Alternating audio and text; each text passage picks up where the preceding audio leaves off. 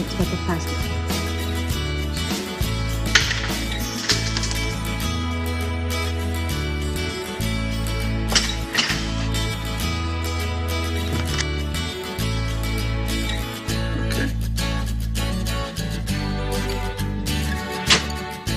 Mary Beth, can you guys hear me?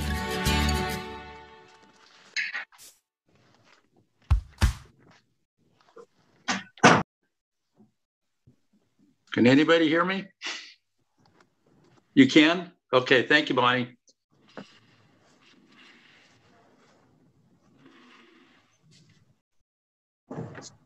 Can you see okay from there?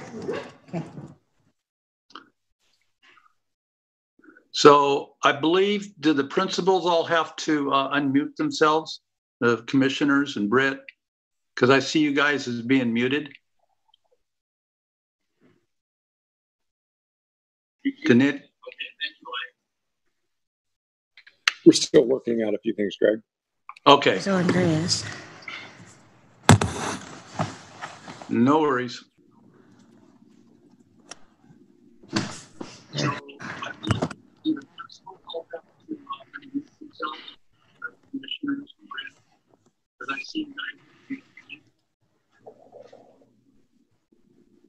So right now we've already got the audio live on YouTube as well as on Zoom, but we still don't have the video on YouTube. Okay.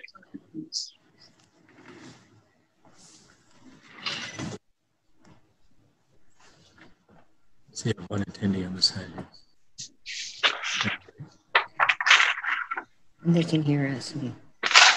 I think so. Hey, can you guys hear us? I can hear you. Carol, is that your laptop talking? Okay. Okay.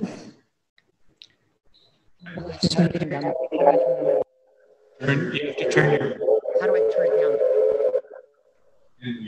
You have to mute it first. You have to mute yours.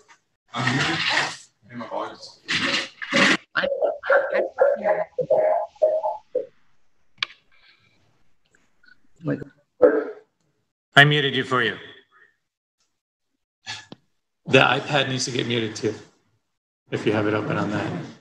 Or does she have it open on her iPad?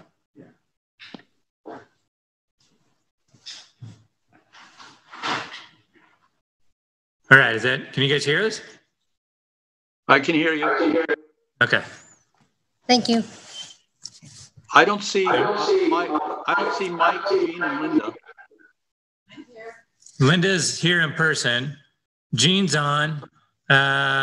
There's Jean. I don't see Mike yet. And then we're waiting for Ken to connect to the YouTube, and then we'll start the actual meeting. Okay, because I'm only seeing 8. I only have 8 slots here, so maybe Jean is not showing up because I don't have enough slots. I don't know. Yeah, but are you on an iPad? Yeah. The iPad sets it up. I'm sorry, what? The iPad will cut it off. Okay. So we're live on YouTube. You can go ahead and start the meeting. I need to get Mike Hogan connected. You can start, or you can wait for a couple of seconds till we get him on. Yeah, I'll wait. Well, I think we can go for, at least 3 or 4 minutes late. Not a problem with this under these circumstances.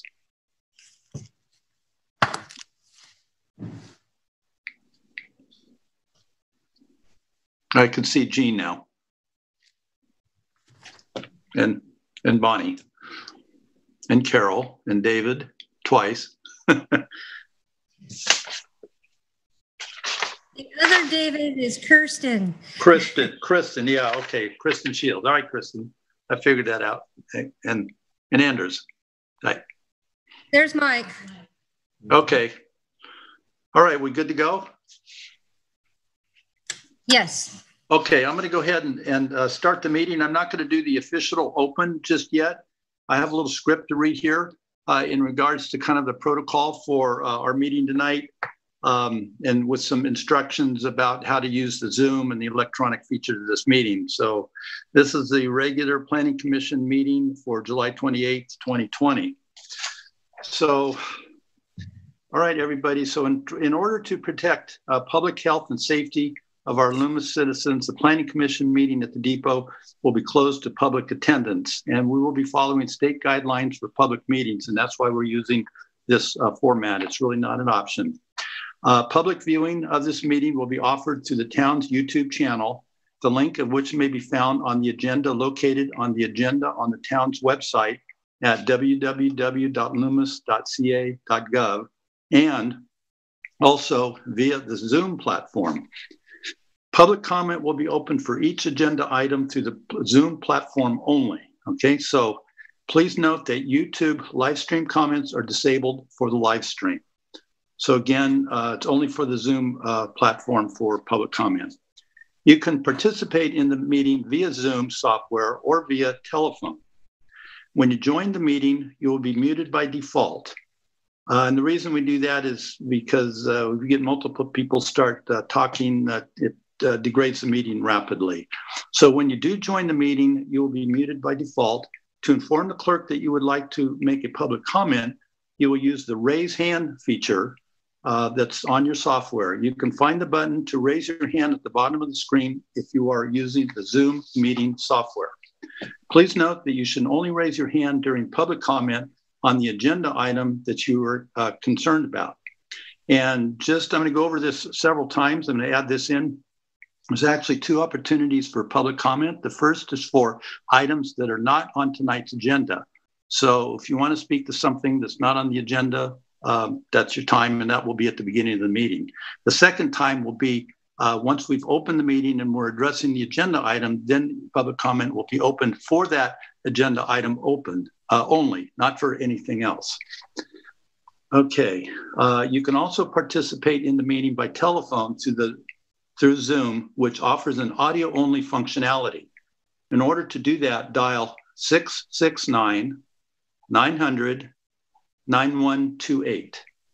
When asked for the meeting ID, enter 880-2758-4545. I'll read that again at the end. And press the pound sign. When asked for your participant ID, simply press the pound key to continue.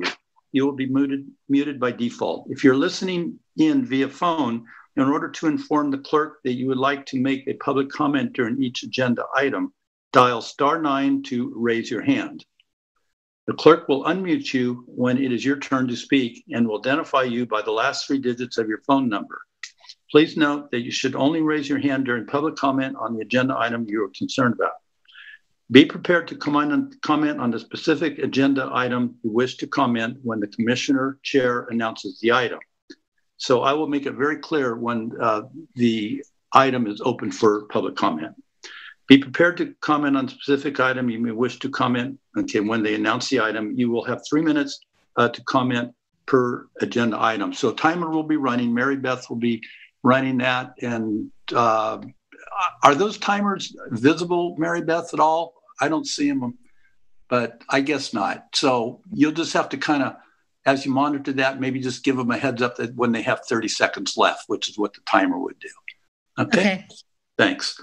Thank you. Okay, so we'll go ahead now and officially open the public meeting, and we'll start by pledge allegiance to the flag. Okay, I pledge allegiance to the flag of the United States of America and to the republic for which it stands, one nation, under God, indivisible, with liberty and justice for all. Thank you. Okay, can we have roll call, please? Commissioner Wilson? Hang on. I'm not hearing Jean. There she is. Can we unmute her? Yes. Oh, I need to do an unmute then somehow. Yeah. You're unmuted. I am unmuted? Can you hear Now me you now? are. Can you hear me now? Okay. Yes. Jean is present. I'm here. So next on roll call. Commissioner London? Here. Commissioner Hogan? Here. Kelly? Here. Chairman O'Brien? Here. Okay, thank you. Okay.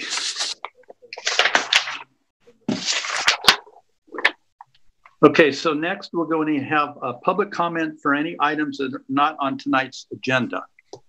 So we'll give it a few seconds. Did you see anything pop up, Mary Beth, on that yet with anybody? Yes, I have two. Hang on just a moment. Okay, whenever you're ready. And if you'd also please, if you're going to just read them, or I don't know if the person is going to do live speak, but be sure we get the person's name for the record. Okay. First up is PJ Blake. Hi, can you hear me okay? Yes, we ma'am. can. Oh, thank you. I'm so new to this. Okay. We all are. My name is Pam Blake, and I'm going to continue my conversation from the July 7th Costco meeting that I attended at the Blue Goose earlier this month. I was at the original meeting with Michael, the director of real estate development, that he met with the local concerned residents that would be affected by the Costco. Again, I brought this up earlier. Michael made 5, 6 plus comments about he knew where his customers were. I asked Michael how many customers live in Loomis. He said he didn't know. Now, I don't expect you guys to have that answer, but I'm going to keep asking this question until I get an answer from Michael, who made the numerous statements regarding this. Now, I keep bringing this up because it makes me wonder what other statements Michael has made that he can't answer. So there was numerous people there making their comments, and then after the public comments were over, they asked Michael, to address some of those comments. And Michael said, well, let's make this simple. It's a great project. If you have any specific questions, I'm here to address them. Because this afternoon, I watched 2 hours and 55 minutes of the Planning Commission, and I'm bringing up that Mike Hogan said he didn't need to know how many customers are in Loomis. To me, it's the principle of the matter. He and Linda Kelly both mentioned bringing in outside money to the town. Well, I'm here to say that outside money doesn't get to vote in elections. You can be replaced. Anybody listening tonight that is elected in this upcoming election, you can appoint me to the Planning Commission because I will be listening to the residents. Thank you. Okay, thank you.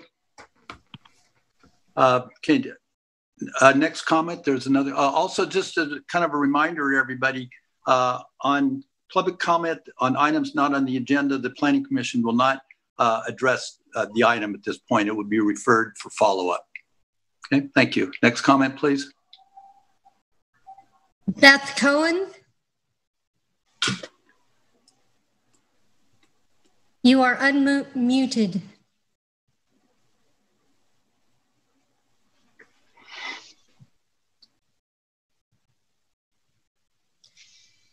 Beth, did you have a comment?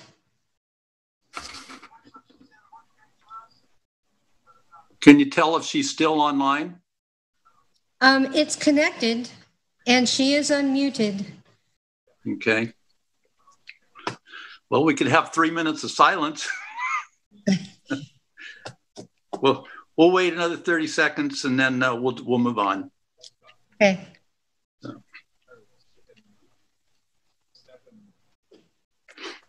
Okay, I think we're not hearing. I don't know if there's technical difficulties. It's unfortunate. We apologize. So any other comments, public comments? Oh, Mary Beth? No. wait, I see a written one from Beth. Oh, okay. Good job, Jean. It's gone away now, though. Uh-oh. Written? Where'd it get written to?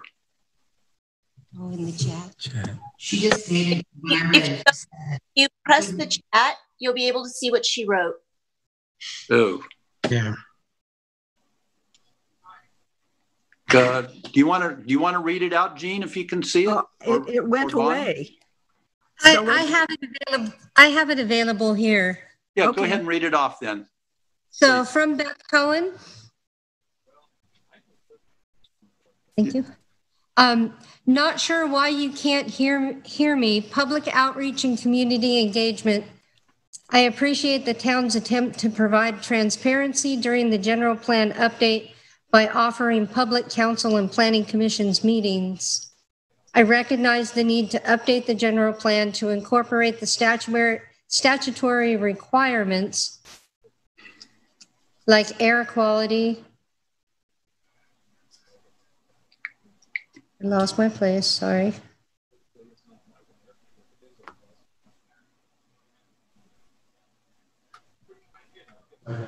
Yeah, there we go. And environmental justice, but I'm concerned that the update is occurring during a global pandemic when everyone's attention is diverted to higher priorities and distracted by daily public health safety threats.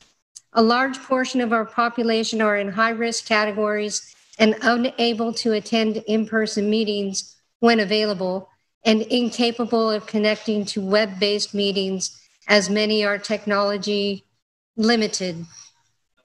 I am worried that there has been no widespread notification of the general plan update that calls attention to the importance of this document and implications of any proposed changes to the current plan. In fact, the only reason why I am aware of the current update efforts is that a neighbor recently informed. That's the end. Okay, thank you very much. Appreciate that comment. Any others? Okay, seeing no further public comment for items tonight on the agenda, we're going to move to the next item, which is to adopt the agenda for tonight. So if we can have a motion from planning commissioners to adopt the tonight. Can I interrupt real quick? There was a last minute. Oh, sure. Yeah, go ahead. We'll backtrack. No problem. Okay. Hi. Phone number ending in 610. Your line is unmuted. Could you please state your name for the record? Yeah, my name is Patricia Art. Live at Rachel Court in Loomis.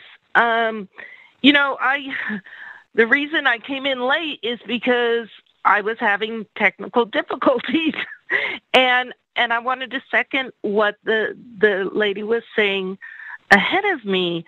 I searched this afternoon to find out even what this meeting was about, and it took me a couple hours.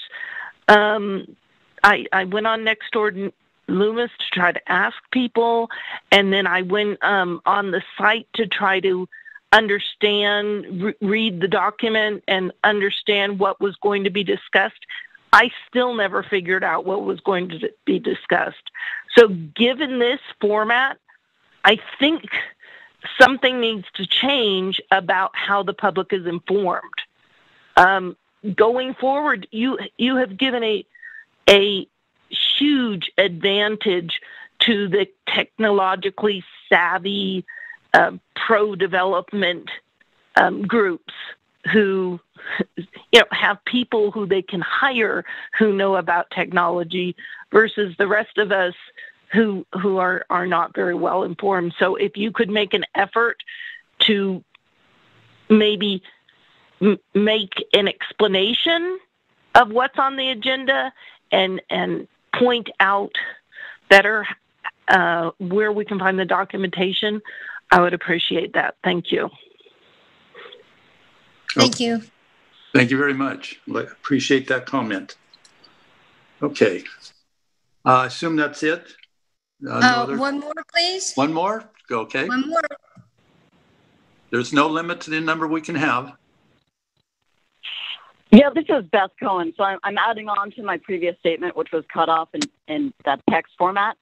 And I assume you guys can hear me now? Yes. Yes. So to add on, I was just saying that the only reason why I was aware that there was a general plan update happening was because a neighbor of mine had informed me that there was a large proposed development behind my property off of Sierra College called Green Business Park. And that proposed development intends to change a large swath of land use zoning and impact wetlands. And I just wanted to suggest that, providing simple updates to the general plan document, incorporating the latest demographic numbers or how the town is currently meeting the existing general plan and master plan goals, those I understand warrants this basic information distribution as is currently occurring through these, public comment period. And I'm 100% in favor of the town's current strategy, providing city council and committee meetings for minor changes. But for major impacts on the general plan, I just wanted to suggest that we follow the California OPR guidelines that recommends accommodating increased public engagement. And I suggest soliciting increased community engagement for the general plan changes for items like land use and zone modifications, deviations from open space and agricultural resource conservation, or adjustments to goals like the preservations of wetlands and wildlife corridors. And lastly, I just want to recommend obtaining public feedback, working directly with citizens throughout the process to ensure public concerns are taken into consideration during the general plan update. And I absolutely look forward to seeing mass surveys requesting local residents' opinions and establishing citizens advisory committees and other outreach programs. That's all. Okay. Thank you very much. Yeah, a lot of good points are raised here in this public comment. They're really important. And as I said earlier, we're really kind of not allowed to answer and reply to public comment. And maybe Mary Beth can make when she does staff report on this item. Mary Beth, I'm just kind of addressing in a kind of a very general way the public comment and how important they are. And they raised some really good issues. And I thought maybe when you do staff report as a lead in on this item, because I explained that planning commissioners are not to reply to public comment, you might just kind of refresh people a little bit about what we're doing on that and how they can get that information online again, and that more information will be forthcoming. Okay. Okay. All right. Okay. Enough said on that. Thank you. So we're back to adoption, assuming there's no more public comment. Okay. No more public comment. Thank you. Okay. Public comment is closed on items not on tonight's agenda. So do we have a motion to adopt tonight's agenda? I still move. Second? Second. Okay. We have a motion and a second. So we'll just kind of do an all in favor, aye. Aye. Anybody opposed to that and wants to? Okay, so the agenda for tonight has been adopted. Next is public comment on the consent agenda. So tonight's consent agenda is the project status update, which is item number 1. Number 2 is public works project update. Number 3, 4, and 5 are the minutes from the meetings from Planning Commission, June 23rd, June 30th, and July 7th.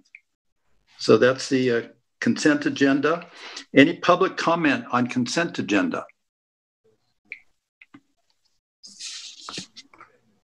Okay, seeing assume there's none, then we'll go ahead and ask for a motion to approve the consent agenda. This is Commissioner Hogan. I move that we accept the consent agenda. Okay, we have a second, please. Second, Jean Okay. Wilson. All right, all in favor, just aye? Aye. Aye. Okay, anybody opposed? Okay, seeing none, the consent agenda for this evening has been approved. Now we're going to go into the heart of the meeting tonight. It's the business. It's item number 6. It's the General Plan Update 2020, Conservation of Resources. Element 7, Conservation of Resources, Wetlands, Aquatic Resource Delineation, and Aquatic Resource Jurisdictions overview. This is just one element of the general plan. There's a number of elements, and we're kind of parsing through them as this process goes on. So I'm going to kind of turn it over to Mary Beth, and she's going to kind of introduce this item, and also she will introduce the presenters. Thank you, Chairman. What we have for you tonight is the last in our public education series of our general plan element updates. This relates to general plan element number 7, conservation of resources. And we have 2 members from Helix Environmental, Kirsten Shields and David Bice. And I'd just like to introduce them to the group. Kristen is a regulatory specialist and group manager with over 17 years of experience managing a wide range of environmental permitting and compliance projects for private sector and public agency clients. She has demonstrated success managing the preparation of CEQA and NEPA documents. Let me start back with NEPA documents, environmental permits, and associated consultations, including Section 404, individual permits and letters of permission, Section 404, nationwide permits, Section 401, water quality certifications, California Department of Fish and Wildlife streambed alteration agreements, and California Endangered Species Act incidental take permits, and Section 106 and Section 7 supporting documentation and consultations. Kirsten also routinely prepares U.S. Army Corps of Engineers long-term management plans, mitigation plans, conservation easement language, and other permitting support documentation. David Bice is a principal biologist and group manager in the Roseville office of Helix Environmental Planning. He has over 25 years of experience working as a biologist throughout California, including leading focused wildlife surveys, biological site assessments, special status species surveys, and aquatic resource delineations. He routinely prepares and provides senior oversight on the preparation of biological resources assessments, aquatic resource delineations, CEQA analysis for project-related impacts to biological resources, Section 7 biological assessments, state incidental take permit applications, preserve compliance reports, and environmental compliance monitoring and reporting. I welcome Kirsten and David to our discussion this evening. Thank you both for being here. The screen, my screen is shared with you, so your PowerPoint you can run from your end and it'll pop up on the screen.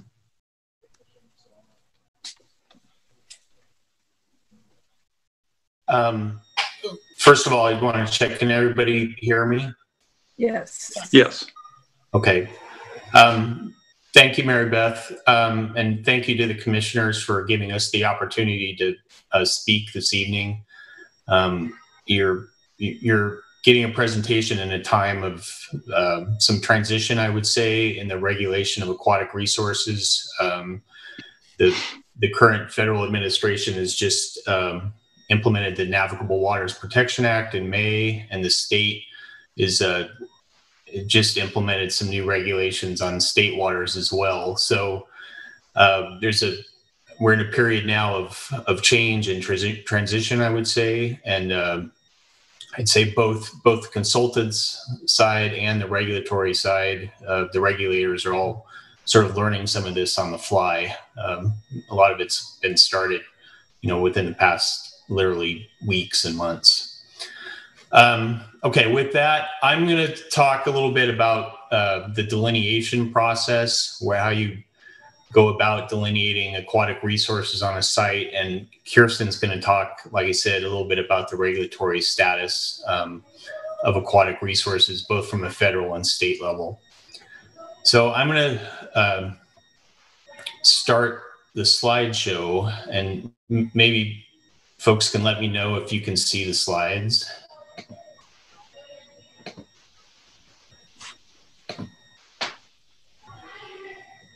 Is that working? Not yet. No.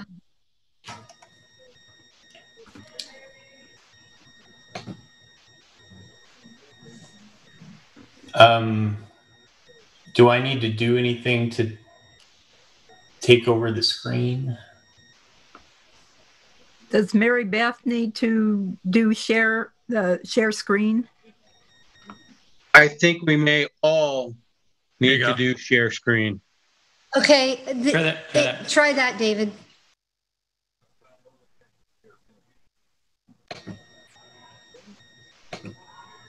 There you go. Yeah, that worked. That works. Okay. Well, we've got a Zoom screen. So, first of all, can you still hear me? Yes, I can. Okay. First of all, I'm going to just give a brief overview of the regulations that are. We're currently viewing Mike Hogan's screen.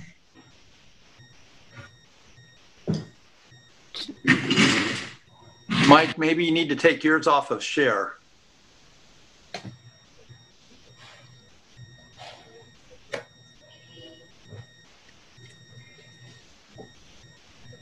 It said Mike Hogan again.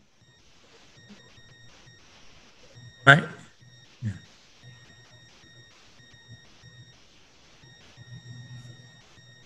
David, I believe you have to share on your screen, say share. Sorry about that. Okay, let me try again here. Okay, thank you. Can you see it now? No. Maybe you can forward it. Can you send it to Mary Beth and she can put it up? I don't know if that's an option. I have it on a jump drive. Oh, there you go. That'll work.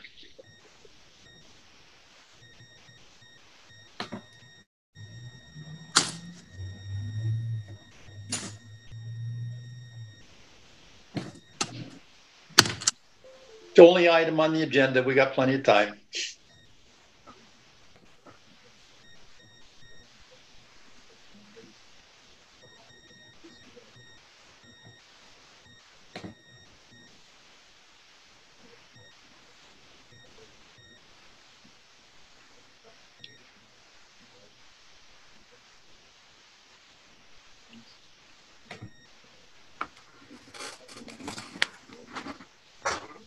Okay. There you go. Yay! I think we're good. It's Good here. job. So you have to control it. Yeah. So let me know when to advance the slide and I will do that from this end. Okay, thank you. Yeah, we could go to the next one actually. So this slide has a brief summary of the federal aquatic resource regulations. The U.S. Army Corps of Engineers regulates aquatic resources under 3 programs. The Section 404 of the Federal Clean Water Act is typically what you deal with in inland areas, especially areas around the town of Loomis. Section 10 of the Rivers and Harbors Act covers placement of structures and other activities within navigable waters. So navigable waters, the Army Corps maintains a list of what they consider navigable waters in the area. For example, the Sacramento and San Joaquin rivers. There are no navigable waters within the town of Loomis. So again, Section 10 would not be applicable to the town's aquatic resources. And then Section 103 of the Marine Protection Research and Sanctuaries Act, which is restricted to ocean environments and covers the disposal of dredged materials within the ocean itself. So tonight we're going to be focused on, from a federal perspective, the Section 404 of the Federal Clean Water Act. Next slide. And I guess I would say also, we have time for questions at the end, but if anybody has questions while we go through this, feel free to let Kirsten or I know. And then the state of California also regulates aquatic resources. They have a component of regulation under the Federal Clean Water Act under Section 401, where the water quality certification is issued by the state water boards. And then for waters of the state that are not regulated by the the U.S. Army Corps under the federal sections. They issue waste discharge requirements for waters of the state. And both of these regulatory vehicles are both recently been redone by both the state and the federal government. And Kirsten will be talking about some of those changes at the end of this presentation. Next slide. So I'm going to talk about the delineation process and the categories that are delineated in an aquatic resource delineation. They're typically divided into two categories: wetlands and other waters, either of the state or the U.S. Wetlands are a special aquatic site under the Clean Water Act. The wetlands are in the same category as sanctuaries, refuges, mudflats, vegetated shallows, coral reefs, and riffle and pool complexes, in addition to wetlands. Next slide. So I'll talk about wetlands first, and then we'll talk about other waters that are delineated in a typical wetland delineation. So wetlands are defined as a special aquatic habitat under the Federal Clean Water Act, like I said previously. Specifically, they're areas inundated or saturated by surface or groundwater at a frequency and duration sufficient to support, and that under normal circumstances do support, a prevalence of vegetation typically adapted for life in saturated soil conditions. So basically what that means is that the environment of a wetland has sufficient saturation or inundation to support these three parameters listed on the bottom of the slide. They have a predominance of hydrophytic or water-loving vegetation. They have hydric soils, or soils that have formed in the presence of fairly substantial saturation or inundation of water conditions, and they have wetland hydrology. All three of those parameters are required for it to meet the definition of a wetland. If you've only got 2 out of the 3, it doesn't qualify. Okay, next slide. So this slide just shows some various categories of wetlands or aquatic features that are found in the region. Ponds can be, we'll hear a little bit about the tricky regulations that are currently undergoing with ponds right now. Ponds can either be another water or a wetland, depending on how much the presence of aquatic vegetation within them. You'll see the sort of pond on the upper left is got a fairly substantial amount of aquatic vegetation within it. So at least the fringes of that pond have some characteristics of wetlands, whereas the center might be more of an open water, other waters kind of a characteristic. The second, moving to the left or right, the second pond is more of an artificial impoundment or capture of water. And again, the regulations on artificial ponds between the feds and the state vary, and they've been changing with the recent legislation that's been passed.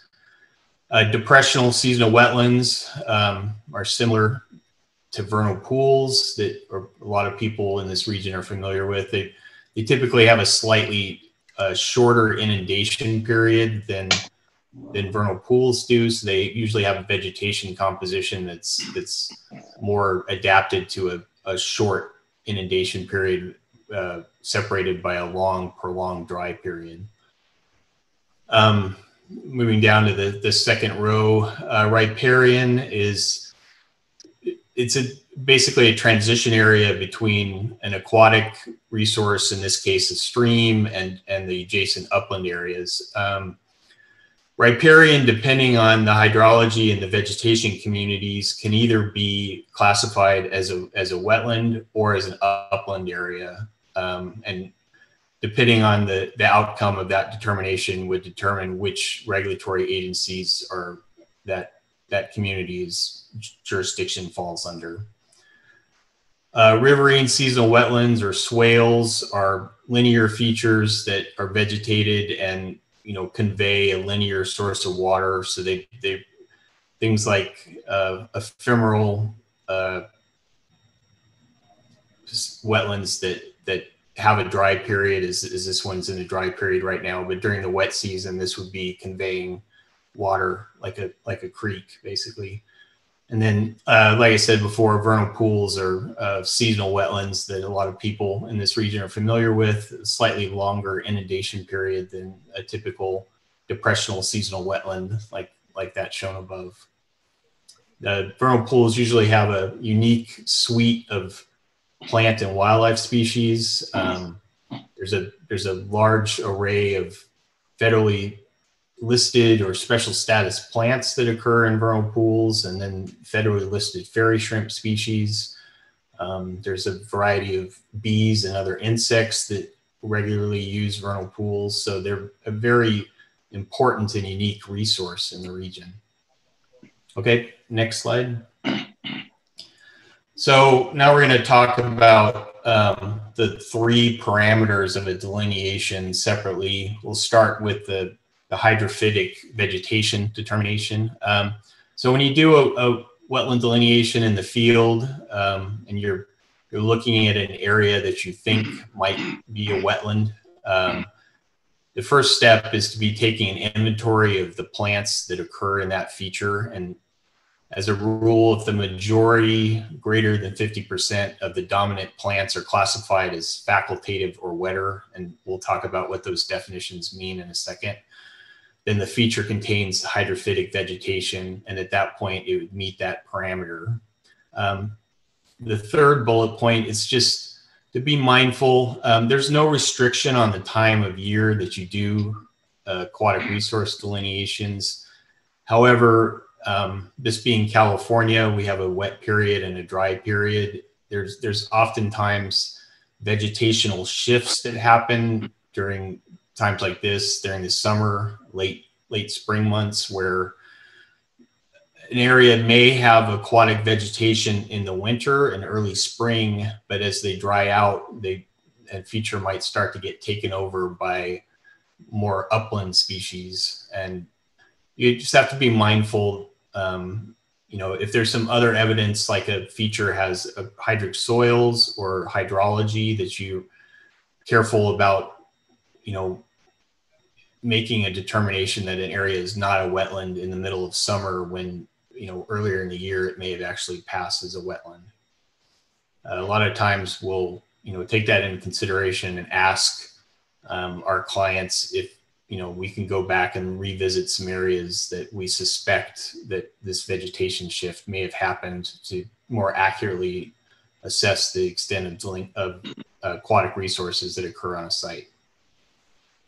Next slide. So here's the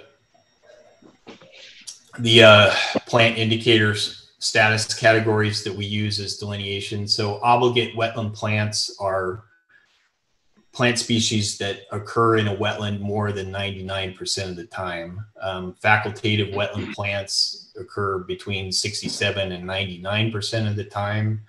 Facultative plants about 34 to 66% of the time. And then facultative upland only occur in wetlands 1 to 33% of the time, and obligate upland plants are almost never occur in wetlands, less than 1% of the time. So the U.S. Army Corps of Engineers publishes a plant list of not every species, but a lot of the species that would occur. There's also a specialized list for the state of California. And they've rated those plant species according to these categories. And that helps to determine, you know, whether or not a site meets the wetland vegetation and requirement. Next slide. Okay, so the next parameter that you have to look at when you're doing a delineation are hydric soils. So basically you're trying to determine if the soil profile in an area shows indications that it's formed in an anoxic without oxygen environment. So basically, the soil matrix, which is the primary color of the soil, will, and some areas within the soil will have changes over time when they become saturated. Some of the most common indicators of hydric soils are redox depressions, which are basically where you've got either oxidized roots where the vegetation is, or you've got like dark manganese spots or other formations in the soil profile itself that form in the presence of extended areas of or periods of inundation of water. Next slide. And oh, sorry, just real quickly. So we're basically just doing small pits. They're usually no more than 12 to 14 inches deep with a hand shovel, as you see here. We're not going out with a backhoe and digging giant holes. So it's, you know, we're getting a profile of the slope of the side cut of the soil to look for these features. Okay, thank you. Next slide. And then the final parameter are wetland hydrology. So a lot of common signs of wetland hydrology in this region are saturated or inundated soils, shown on aerial photos, as you can see in this picture. Evidence of previous water flow in an area. So if you've got stacked up vegetation or debris that you would normally see in a strong flowing creek or river, that's evidence of wetland hydrology. Surface cracks in the soil, like if you see like on a typical mud flat or other areas where the soil is cracked once it dries out, that's evidence that area was saturated with water previously. Oxidized rhizospheres along the living roots. So that gets back to what I was talking about in the hydric soils slide, where the roots in the soil, when you're digging a soil profile, if you pull the root aside, the soil almost look rusty where the roots were left, and that's evidence of oxidation going on along the rhizospheres of the vegetation. And then evidence of inundation on aerial photos, again, is as long as it's, you know, not immediately after a rain event, but like this vernal pool complex example here, where there's obvious areas of pooling of water well after, you know, a rain event has ceased. Okay, next slide. All right, so those are the three parameters that go into determining a wetland. Again, all three of those parameters have to be met to have that confirmed as being a wetland.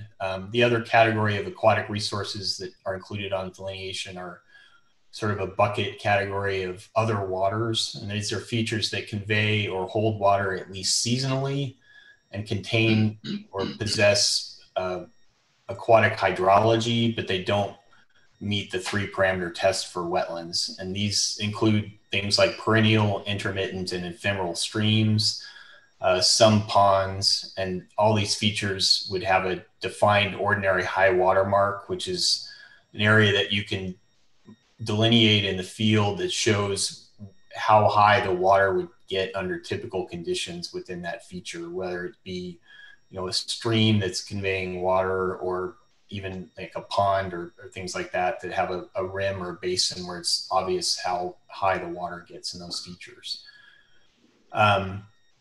We'll talk a little bit later about ephemeral streams. This is a category that the federal jurisdiction has been pulled back from ephemeral features. And Kirsten will talk about that a little bit later in the presentation, but that's some change to the regulatory status for that particular feature from a federal perspective.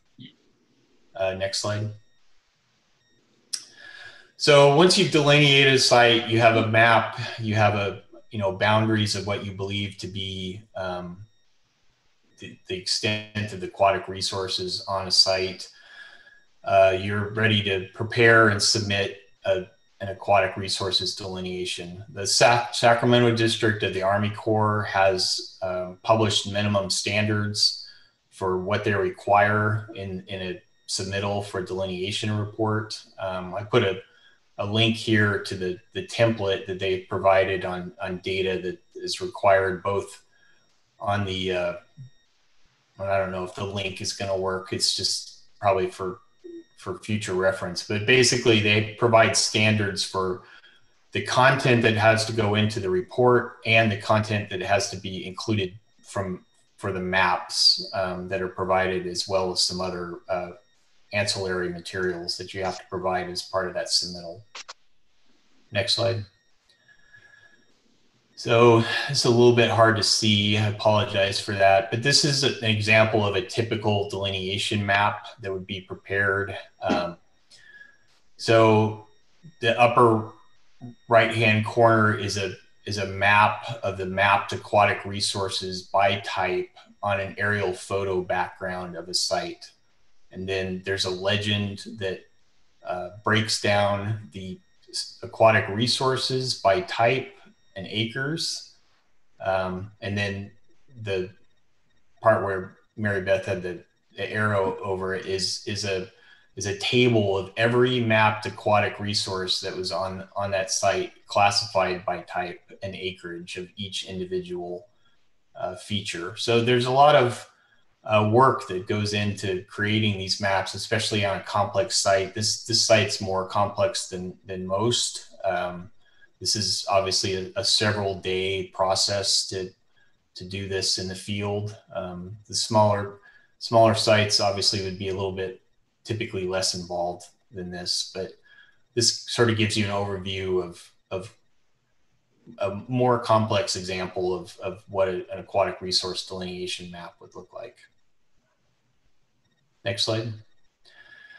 So once you've prepared the report, you have your aquatic resources map, you're ready to submit that delineation, typically to the Army Corps. We'll talk a little bit about some maybe exceptions to that at the end of the presentation, but the type of submittal depends on the need of the project or the site.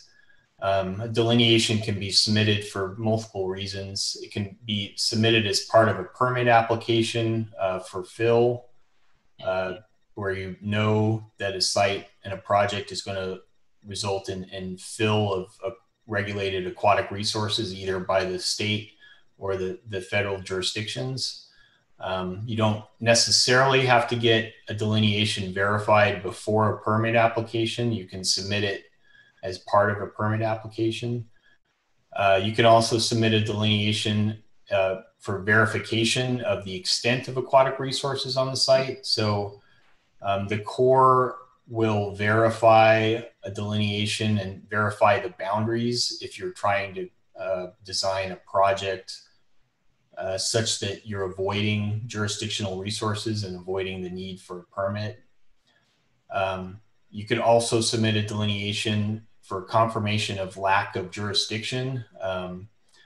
If you have, and again, Kirsten will talk about some types of aquatic resources that are not regulated, for example, by the Army Corps of Engineers. If you're looking for confirmation that aquatic resources that are on the site are not subject to the Sacramento district of the Army Corps of Engineers, for example, you could submit a request for an approved jurisdictional determination from the Corps, where they will make a determination about the extent, if any, of jurisdiction on the site in question.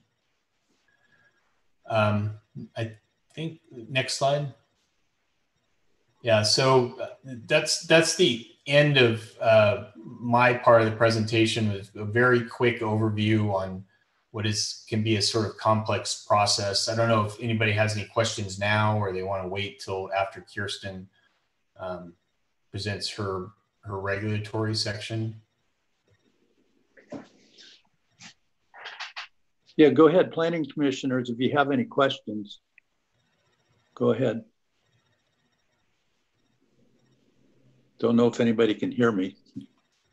We can. We can hear you. Okay, thank you. All right. Well, yeah, I think it's just a lot of information, kind of technical, and personally, I'm just kind of parsing for myself how this fits into some of the changes that we might want to make. So I'll probably review this, go back and re-review this element in our current general plan, and then see how it kind of fits and what needs to maybe tweak. But it might. Well, I think we're still on the learning curve here. Okay, and maybe I think when Kirsten's done, maybe it would help fit in the context of how the regulations are currently described and implemented. Yeah. So with that, Kirsten, I'll turn it over to you if you want to finish up the rest of the presentation. Thank you, David. Thank you, Planning Commissioners. Can everyone hear me? Yes, yes, ma'am. Okay, great. So there have been a lot of changes in the last few months. This is ripe for general plan updates and a good time to incorporate some of the changes. On the federal side of things, beginning back in April, if you can go back to that slide just a second. There you go. Thank you. Welcome. Beginning in April, the EPA and the Army Corps of Engineers published the Navigable Waters Protection Rule, which redefined waters of the U.S. in the Federal Register. 60 days later, June 22nd of this year, the Navigable Waters Protection Rule and definition of waters of the U.S. became effective in 49 states, including California, and in all U.S. territories. It was stayed in Colorado due to legal challenges. Next slide. The Navigable Waters Protection Rule regulates traditional navigable waters and perennial or intermittent tributary systems and defines 4 categories of regulated waters. Those categories include territorial seas and traditional navigable waters, perennial and intermittent tributaries to those waters, certain lakes, ponds, and impoundments, and wetlands adjacent to jurisdictional waters. Next slide. The Navigable Water Protection Rule also defines 12 categories of exempted categories. Those categories include waters not listed as waters of the U.S., groundwater, ephemeral features, diffuse stormwater runoff, ditches not identified as waters of the U.S., prior converted cropland, artificially irrigated areas, artificial lakes and ponds, water-filled depressions incidental to mining or construction activity, stormwater control features, groundwater recharge, water reuse, and wastewater recycling structures, and waste treatment systems. Next slide. The Navigable Waters Protection Rule reduces Federal Clean Water Act jurisdiction. If you can go back to, if we can, and one of the reasons why David and I chose that very complex delineation was to give a perspective. And I don't know if we can jump back, Marianne, I hate to put you through this, but can you jump back to that delineation map that we were looking at? There you go, thank you. So this is a project that we're currently permitting. We're just winding down under regulations prior to Navigable Waters Protection Rule, so under the previous guidance that we had to work under and regulations. In this site, under the Navigable Waters Protection Rule, we would have probably, I don't, David, would you say 2/3, maybe even possibly 75% less federally jurisdictional features on the site? Of course, we'd have to go in and do mapping and look at the technical parameters, but just as a perspective, a lot of the orange features that you see, the orange polygons, some of the blue polygons, and some of the other resources that you see mapped on this delineation would no longer be considered federally jurisdiction. It's that big of a change. So we can skip ahead now if we go back to the other slide. Next one. So One back, please. So it all sounds great, right? So we have a pullback in the federal regulations, but there's some complexities that aren't obvious when we start digging into the actual regulations. The Corps over the last few years, aside from the Navigable Waters Protection Rule, has been pulling back their jurisdiction and narrowing the focus of their review of jurisdiction. And in combination with the new Navigable Waters Protection Rule, it leaves many projects hanging with no federal nexus for Section 7 consultation. So if you have a site that the Corps' jurisdiction is narrowed to, say, just a stream crossing, but yet you have maybe vernal pools and maybe you have elderberry shrubs on the site, aside from that road crossing that you want to build, because of the narrowed focus of the Corps' jurisdiction and the way they look at projects, they're going to focus just on that stream crossing.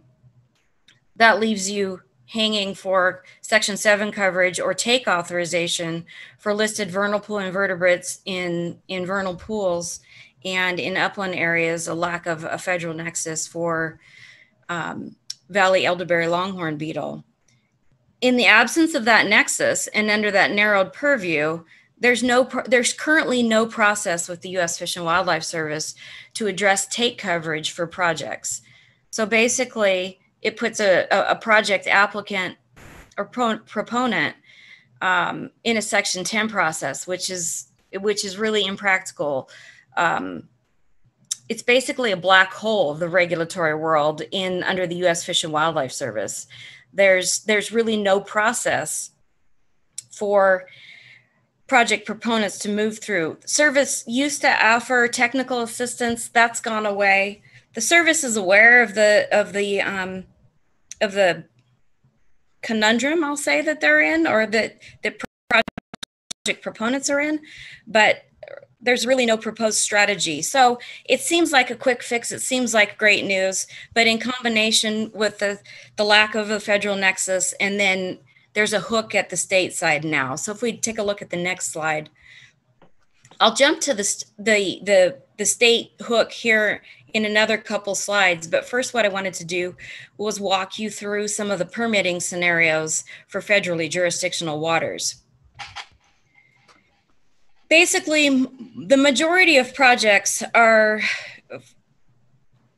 permitted under three classes of projects: either the nationwide permits, which involve less than a half an acre of impacts to federally jurisdictional waters and less than 300 linear feet of impacts, combined with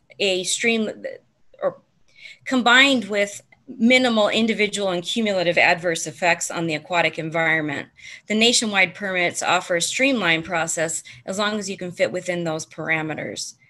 The next tier of federal permitting is called the letter of permission, and that's for projects that would impact somewhere between a half an acre of federally jurisdictional waters and less than an acre of impacts, and involve less than 500 linear feet of impacts. The letter of permission is still an abbreviated process, but there is greater interagency coordination. There's actually a formal pre-application process and interagency coordination, public interest review, but no published public notice. Once again, this is for categories of projects that result in an overall minimal impact individually and cumulatively on federally jurisdictional aquatic resources and the human environment. Our next category of permit, the next tier level, the highest tier, if you will, would be an individual permit. This is a time-consuming and stringent process that requires sometimes a prolonged public interest review with engagement through public notices and response to public notices, public comments, 404B1 alternatives information, and a detailed mitigation plan. In addition to the processes defined by the Corps, the Sacramento District, and the guidance that they've provided, the Corps' NEPA decision document also requires demonstrated compliance with supplemental authorities, most commonly Section 106 of the National Historic Preservation Act and the Federal Endangered Species Act. There are others that may also be applicable, but maybe not so much in Loomis. Magnuson-Stevenson's Fishery Conservation and Management Act brings in essential fish habitat consultations for categories of salmonids and other anadromous fishes that sometimes inhabit aquatic resources within the town. The Corps also engages Indian tribes as sovereign entities in consultation and coordination during all of these processes and procedures. Next slide. So now shifting gears to waters of the state. The state water code defines waters of the state as any surface water, groundwater, including saline waters within the boundaries of the state. Next slide. So in May of this year, the state adopted new procedures and a state definition for wetlands and procedures for discharges of dredged or fill material into waters of the state. Those procedures were implemented May 28th, 2020 by the State Water Resources Control Board, and those procedures are implemented by each of the regional boards. The procedures consist of a definition for wetlands, which coincides largely with the federal definition, but also integrates wetlands that do not have the vegetative characteristics in the 3-parameter criteria that David went through earlier under the federal jurisdiction. The procedures also contain a framework for determining if a feature that meets the definition of a wetland is also waters of the state. They include wetland delineation procedures specific to state. And they also contain procedures for submittal, review, and approval of applications for water quality certifications and waste discharge requirements for dredge or fill activities. Next slide. As I mentioned, the procedures are implemented through each of the individual regional water quality control boards and is adopted to clarify what's considered a wetland and what's not for the entire state, provide a common framework for monitoring and reporting the quality of California's remaining wetlands, help ensure no overall net loss, and promote an increase in the quantity, quality, and sustainability of waters of the state, including wetlands. The procedures also strive to improve transparency and consistency across the water board and the 9 regional water quality control boards in how those discharges are monitored and regulated. They also aim to avoid duplicative work and streamline requirements to cover all waters of the state, so both state and federal environmental concerns are addressed together. Next slide. Permitting for the fill of waters of the state requires one of the following: either 401's water quality certification in a scenario where you have aquatic resources subject to state jurisdiction and also subject to federal jurisdiction. Section 401 water quality certification directly refers back to the federal Section 401 of the Federal Clean Water Act. Or under the scenario for resources subject only to state jurisdiction, we have waste discharge requirements. Same application form, basic same procedure, but different technical documentation through the regional board. Next slide.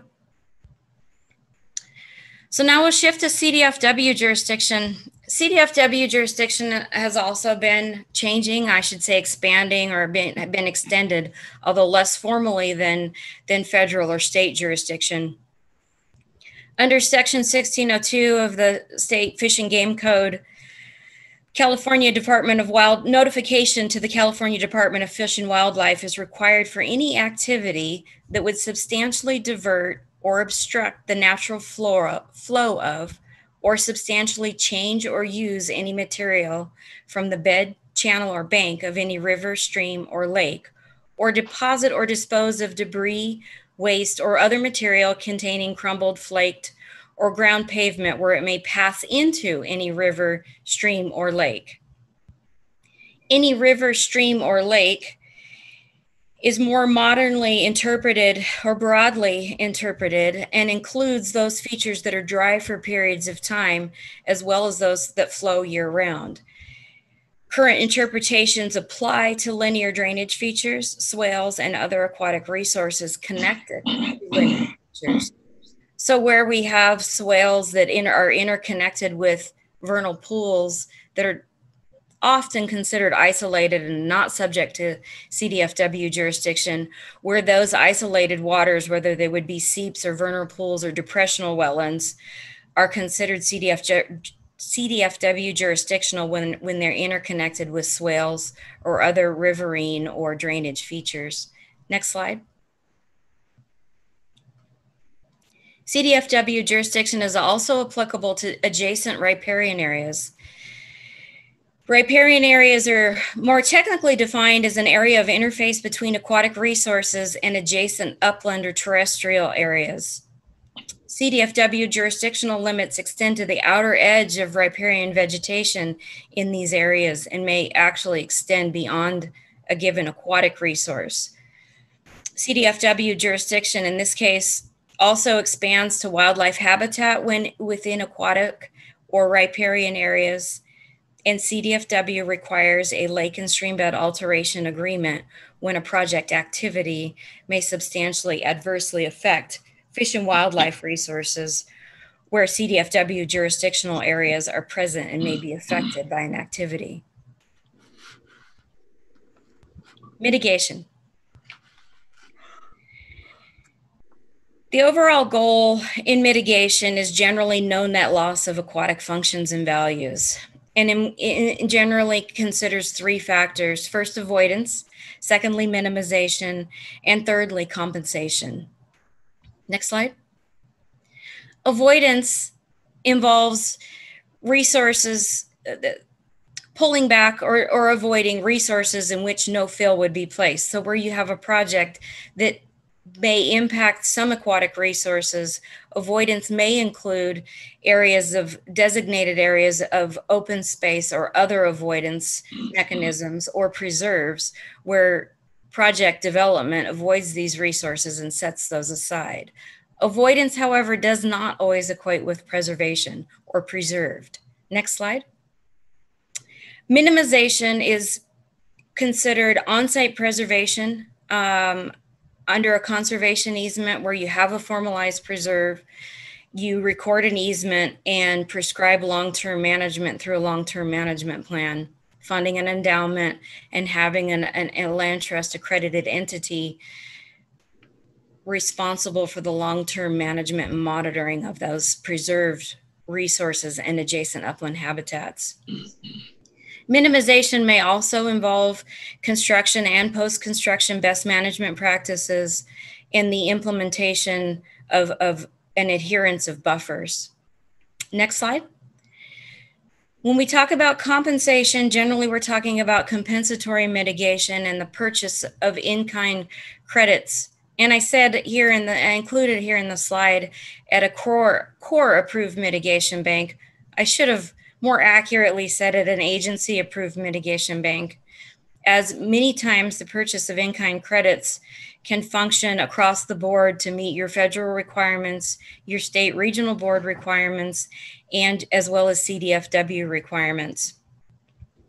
And I go back to, if I take a step back here in waters that are regulated under the new procedures, new state procedures, where there is no federal jurisdiction, in general, the state requires in-kind mitigation at a 1-to-1 ratio. And so where we have federal jurisdiction being pulled back, we have the state stepping in and taking jurisdiction under the new procedures. So you're still connected to a mitigation requirement. So while you pull back at the state, at the federal regulations, you're still engaged in required mitigation under state regulations. So in addition, let me jump back to that other slide. In addition to the payment of in-kind credits, there's also an option, or there are additional options, including payment into an agency-approved in lieu fee fund. There's currently an in lieu fee fund program that's established that would be applicable to mitigation for town projects. And there's also a permittee responsible on or off-site establishment, reestablishment, enhancement, rehabilitation, and or preservation of aquatic resources. This tends to be a time-consuming and expensive process to go through. In the case where there are credits or in lieu fees available, that certainly streamlines the process for applicants to get through the process and to be able to break ground rather than meeting some of the more arduous requirements of permittee responsible mitigation. Next slide. With mitigation credits and in lieu fee credits, there are some factors that influence the number of credits, the ratio of credits that are required related to the extent of impacts that individual projects result in. In-kind, out-of-kind credits, whether credits are available that are in kind, that are the same type of aquatic resources as the impacted aquatic resources. Is the project site within the service area approved for a mitigation bank? Is the project site in the same hydrologic unit code as the mitigation bank? Those factors all affect the mitigation ratio. And so where we start off basically with a baseline of 1-to-1, if we look at out-of-kind aquatic resource credits when compared to the impacted aquatic resources, that bumps up our mitigation. Being outside of the hydrologic unit code could bump it up again. So you end up jumping where you're at. You start at 1-to-1, you could jump up to 2-to-1, 1.5-to-1, maybe even 3-to-1, depending on how you fit into each of these categories. In lieu fees, generally, the general rule of thumb is you start at 2-to-1 mitigation ratio due to uncertainty and temporal loss. While the in lieu fee program is established, there isn't much that's been built on the ground. And so the mitigation fee, the fees that are paid into the in lieu fee program are often just held until a project is identified to be constructed. So related to the uncertainty of the construction or the establishment of those aquatic resources, combined with temporal loss, from the time that a project impacts aquatic resources to the time that the in lieu fee program initiates a mitigation project, you get dinged and your mitigation ratios bumped higher. Next slide. Questions? I'm open. I'm sure David's open. I know that's a lot of information. There's a lot more complexity to it, but we tried to hit some of the main points with everything that's going on, and from resource assessment through the regulations. And thank you. Thank you for having us. Thank you. Thank you, Kristen. Yeah, okay. Is there any questions from staff or planning commissioners for David or Kristen? For the typical kind of project that we see here, which are usually pretty small, what kinds of changes are we likely to see from the changes in the regulations? In other words, maybe what things before would we have seen were declared wetlands and had to be mitigated, and between the changes in the federal as well as the new state, are we likely to see changes on that, things that are no longer mitigated, or does the state take over where the federal left off and it's likely to be the same?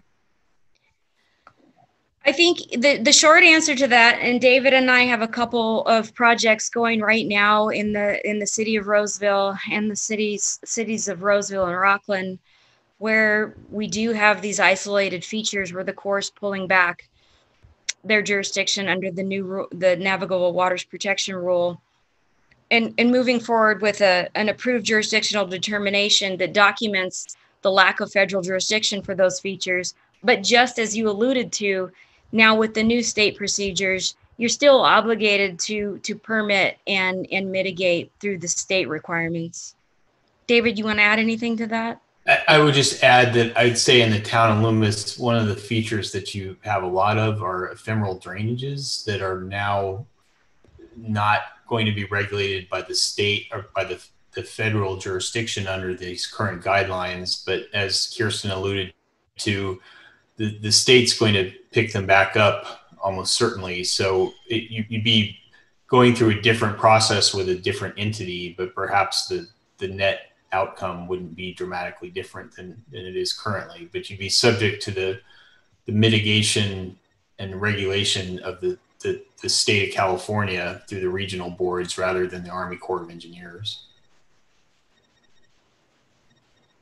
In your experience, is that likely to be any faster a process than the typical Army Corps ones that seem to take forever and ever?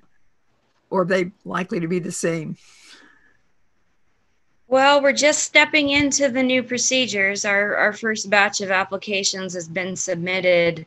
It's not likely. I don't anticipate it's going to be a faster process, unfortunately, because the new procedures do complicate the review of applications, including the requirements for a watershed analysis and alternatives analysis for projects that are even as small as 0.2 of an acre. So I don't anticipate, unfortunately, that the process, that the permitting schedule will be expedited.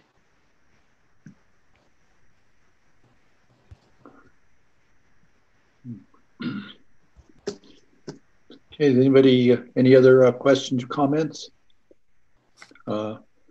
Okay, well, thank you very much. I think at this point, we'll be turning it over, move on into the public comment. So, David and Kristen, kind of pay attention and then to the comments. And if we can maybe summarize some answers to some of the comments at the end. So I'm going to read a little reminder here about the process for public comment. So if you are participating via Zoom software, please click the raise hand button at the bottom of your screen. If you are participating via phone, please press *9 to raise your hand. We will identify you by either your name or the last 3 numbers of your phone number. Please note that you have 3 minutes for your comment. And once you reach the 3 minutes, then we're going to ask you to kind of to wrap that up, please. So, okay, Mary Beth, do we have any public comment?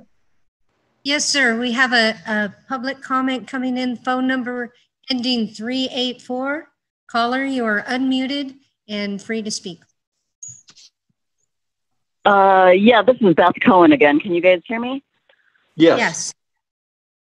I just want to say that I am happy that the town was able to hire specialized consultants that are focused on conservation of resources, and that they have the interest of the town at heart, looking out for the town's long-term interest.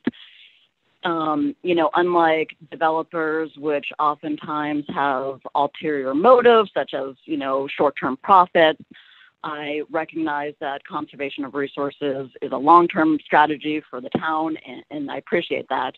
I do want to say on that note that the current general plan, the element number 7, includes specific goals to protect wildlife from land development impacts and preserve creeks and riparian areas and protect open space areas, including rock outcroppings, oak woodlands, and native trees. And I hope those goals remain intact with the current updates, and that the town council and planning commission don't, fall prey to those perhaps devious developer and development pressures. I know that Loomis residents in the past have repeatedly stated preferences for open spaces, including our rural low-density residential areas and the desire to keep high-density zoning in the downtown corridor, specifically along Taylor Road, where conservation of those natural resources isn't as difficult as say, these open areas. And that allowing urban sprawl to take a foothold in our small town would be at a great detriment to the town and risk conservation of resources and be contrary to our current general plan stated goals. The non-urban areas, such as Loomis, I believe were fully endangered by the urban sprawl, you know, which is kind of a cancer that erodes rural communities and has no ties to long-term planning for our town. And I want to remind us that we should remain vigilant in our aspirations of maintaining our open space, the wetlands, agricultural landscape integrity, and mostly because people want to live near open space, you know, in part manifested by our low-density zoning maps, which make our current land use practices the defining regulatory backdrop that ensures property values remain high. When there's a threat to the permanence of our zoning maps, the certainty of our community's future becomes cloudy. And uncertainty affects adjacent property owners' investment decisions, whether it's real or perceived impermanence, and it undermines homeowners' confidence. It hampers long-term investments and leads to declining property values and associated real estate tax revenues.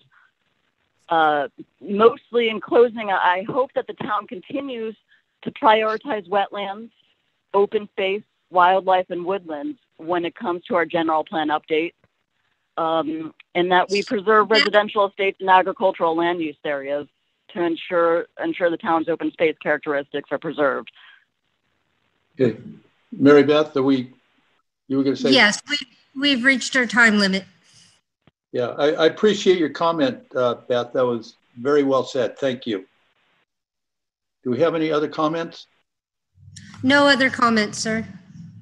Okay, then we'll go ahead and bring this back to the Planning Commission for any other further discussion or comments, staff. I guess one thing that I'd like to do, I mean, I think it was a great, presentation. It's, technical and complicated, and I think we're gonna get there and be able to, use this good information for our update. But I'd like to take this opportunity maybe, and this is kind of in light of some of the earlier comments, kind of review this whole process and for all our viewers out there, and to remind everybody this is one element of a number of elements to the general plan update. And Andres, if I can put you on the spot, and you want to just run down through the different elements. You don't have to define them, but just kind of list them as a reminder to people. And then I just kind of want to hit upon how people can follow this process and get involved. And I'd like to we'll talk about, maybe Mary Beth or I or Sean, if you're around, talk about our website and how they can find this information on the website. I believe you go to the planning department, click on general plan, and a lot of this information is going to come up along with timelines. And also, I think there's a public comment sheet in there. I believe, Mary Beth, is that what they would use to fill out to sign up for some of these subcommittees that we're going to be having? So if we can kind of work through that a little bit and start with you, Andres. And all right, thank you. Let's start out that if somebody wants to find out about the general plan and they don't have all the technology, I would call the town hall and talk to Mary Beth, and we can find a way to make sure that you stay in communication and informed of all the activities. There is an email address, gpupdate@loomis.ca.gov. You could submit comments on, and we have been receiving comments. You can then request also the town to send you notices of any meetings or information available so that you're getting an email notice when that becomes available. And the town does maintain on their website, which is loomis.ca.gov, under the planning department, you'll take a look on the left-hand side, there's General Plan 2020, and that has the information on the schedule. It has information on each of these educational sessions we've had with the Planning Commission. Those are available so that they can be kept up to date. At the current time, the town has put out an RFP for consultants to assist with the general plan update. And it's anticipated that they will go to the town council for approval at the August 11th meeting. Which will then allow us to further move forward with outreach program, education program. It's intended that as the sections of the land or of the elements are, the setting sections are updated, those will be posted online so you can actually collaborate and make sure that the text is correct, you can see it in legislative mode. So any changes that have been made, you'll be able to comment on that, and we will keep those updated as we go through the process, so it has the most current information. The town council will be presented with options on forming committees. I'm hoping that occurs at a council meeting in September, and that the committees could be formed from there. One of the things is we're going to be on a multi-track program for the general plan update. That will be track 1 is the overall general plan update. Track 2 will be the housing element. It's due to be completed by state regulation by May of 2021. So it will be a fast-tracked element in order to meet the state guidelines. And then the third trick, the city has received a grant, a Main Street grant, that information about Main Street, Taylor Road, and Loomis, what people expect, how it can function within the community, and that information then will feed into the overall land use or the overall general plan program. So all those things are occurring. One of the things the council has requested is that the town staff prepare a monthly status report on the general plan, including the schedule. The town is reviewing that draft report right now. Our intent is the first report will come out representing the activity occurring in July. And those will be monthly, and they will be posted onto the town's website. So there's a number of ways to stay informed, keep informed. Again, if you don't have the capabilities through technology, call Mary Beth, and we can work with you in providing the information in a way that works best for you. On the elements, you asked, how many elements, and I don't have it up on my screen, but there's a land use element. That includes parks and recreation, open space and conservation. There is a housing element. There is the circulation and transportation element. There is natural resource element. Unfortunately. Services, facilities, and finance. Okay, facilities and finance element. So there's basically general plan elements that cover all aspects of the town of Loomis. The town council has directed that the update be a maintenance update, that it be focused on complying with state and federal law. The intent is to only change those things that are necessary, but we will go through the process and have everyone in the community evaluate those things. So I think generally that's where we are right now in the process. And I think you'll find after the September meeting of the town council, there'll be a fair amount of information. They will probably be forming committees at that time. We already have persons who have written the town and asked to be on a committee. So if you're interested in serving on a committee, write the town and make the request, and we will put you on the list. Town council will make the selection on who's on the various committees. Great. Thank you very much. That was excellent. Mary Beth, did you have anything to add to that, or Carol, or anybody, Sean? I don't have anything to add to what Andy said, but I had a raised hand from a caller, and I don't know if it's a repeat. So I'm going to unmute the caller, and we'll take it. Okay, caller ending 384. If you had an additional question, please state your name and go forward. Oh, that's me, Beth Cohen, and that must have just been a repeat because I was trying to comment on number 6. Sorry about that. Okay, perfect. Thank you. Thank you. We didn't want to leave anybody out. So this is we make little exceptions under these really unusual circumstances. So I wanted to add something really. Can I add something really quick, Chairman? Yeah. The one other thing that I think is important for folks to understand too and know is that the council and staff is really dedicated to making sure this is a really public process with robust public participation. And so one of the things that we're going to be doing is at least one survey we're going to be sending out. There might be more than one. And if folks have recommendations on how to reach additional people, as we heard earlier today, that'd be good to get those to Mary Beth, and she can see if we can figure out how to get folks that aren't being reached. So just for what it's worth. Yeah, and I'd like to remind everybody that Sean has, or the town of Loomis has, a government Facebook site. Right. I think it's very accessible, and Sean's been posting stuff on there. and it'll continue to do so. And then as this process continues, we move along the key dates and time points. He'll update that. And then Sean also maybe kind of a quick blurb on there. So just to remind people, you know, how to access the town website again. I think if they see it on Facebook, you know, they're going to be able to have it right in front of them. And maybe we can start getting some stuff in the newspaper. Maybe I'll throw an article out there.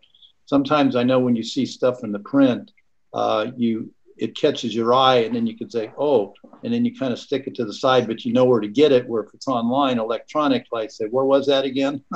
So we're going to try to hit everybody through all the different media formats, because it is, Sean's emphasized, I would like to emphasize that we really do want public participation in this important process, because once this general plan has been decided, voted on, and after all the input from the public, then the town council and the planning commission tends to follow that general plan as the guide, because we take that as what the community, our direction from the community. So if you want on land use, zoning changes, it's really important that that input gets out there now, because that's our guideline that we will follow and we're held to. Yeah, we haven't put too much stuff on the Facebook page because it's been sort of inundated with the coronavirus and information. Once we get the committee structures approved by council, we'll put that on the Facebook page, and then we'll start seeding information through that. We also have on the website at the bottom of the homepage, there's a news section. And so you can click different news articles in there, and then you can go to the main news section and go back and see previous ones. So we'll be putting stuff on there as well. But I think that the bigger thing trying to figure out how to reach folks is if they don't have that access to, you know, website, Facebook, whatever it is, how do we get those folks included? And if anybody has a recommendation on that, make sure to send it to Mary Beth. Because if you send it to me, it gets sucked into my email and I don't see it. Snail mail still works. Right. Okay, thank you. Okay, anybody else have anything to add to this item? And then we'll go ahead and move on. All right, thank you. So next is the planning director's report. Certainly, and you know, I just want to give Kirsten and David a big thank you for the presentation. A lot of information, way up, you know, high level. Yep. But I'll look forward to having that kind of dumbed down a little as we go through our element number 7. So thank you very much for participating. So my planning director report for you this month. As we all know, Costco is on the horizon for the council meeting on August 4th. That'll be conducted at the Blue Goose Event Center because we can maintain social distance required with the state guidelines. So we'll do it just like we did it for the Planning Commission meeting last month, and that seemed to work out pretty well. We've worked out the echo in the room, so that should not be a problem anymore. And we hope to have a good attendance and good public comment on that. One thing Andy kind of touched on was the Rural Main Street Technical Assistance Program. And that's a grant that the council approved their last meeting. And it's an MOU with SACOG. They're providing us $20,000 in matching funds, which is intended to provide Loomis with consultant services to help advance the main commercial corridors into more livable, walkable, safe, economically viable main streets. We're looking at that work tentatively scheduled to begin mid-September. So the general plan, you know, housing, land use, that's going to kind of follow one path. This is an independent task on its own. And one of the first things that we're scheduled for them to provide us with is some Zoom educational training. Hopefully it'll be a YouTube video so that people can watch anytime, but we want to get and spread that word out there. So we're looking forward to them providing that for us, so that then as we go forward with that program and our general plan update, we'll all get more savvy on this whole matter. So we're looking forward to that. Andy kind of touched on general plan update and provided a good timeline and overview of that. Little miscellaneous odds and ends. Town Hall continues public counter hours Monday through Thursday from 9 a.m. to noon, and staff continues rotational schedules throughout during the week. The Loomis Library remains closed to the public. However, they continue to serve the public through various programs, including online programs, preschool story time, poetry, trivia, and book clubs. So I heard from Sarah Comstock that they're starting 1,000 books for, I think it's under 4-year-olds, encouraging that level of readership. And I thought it was a great program.